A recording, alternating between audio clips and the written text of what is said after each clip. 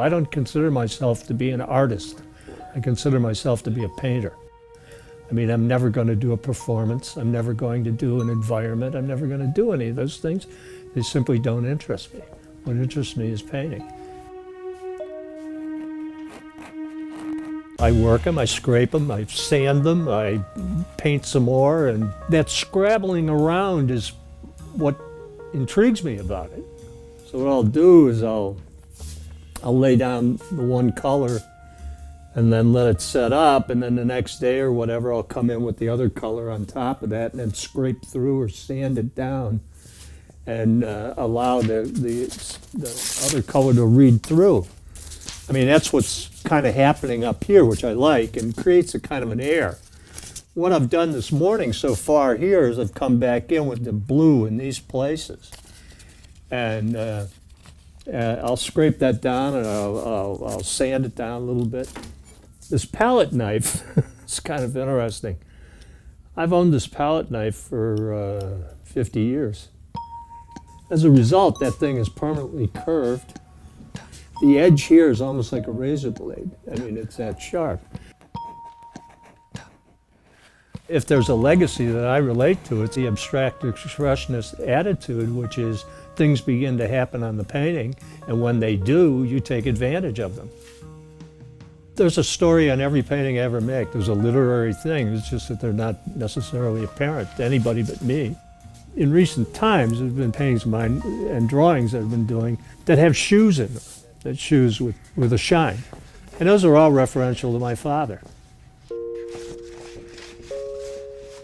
I've never painted a totally abstract painting. They've all been representational.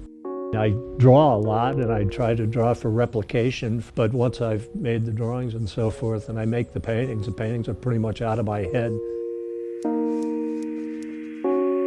I remember one time I did a painting and it has a black woman in it. And then it's got a fragment of a kind of a landscape with a chimney with smoke coming out of it. So I remember the then critic for the Baltimore Sun, in the review of the faculty show that this was in, he made some reference to the fact that most of the work didn't seem to have anything to do with contemporary issues, except mine, which had to do with aspects of race relations and acid rain. Bullshit. It didn't have, no, it didn't. The chimney's an interesting shape. The painting is largely black and orange, and Fenice is the Italian word for Phoenician, and it related to a series of Greek pots that I'd seen that are black and orange.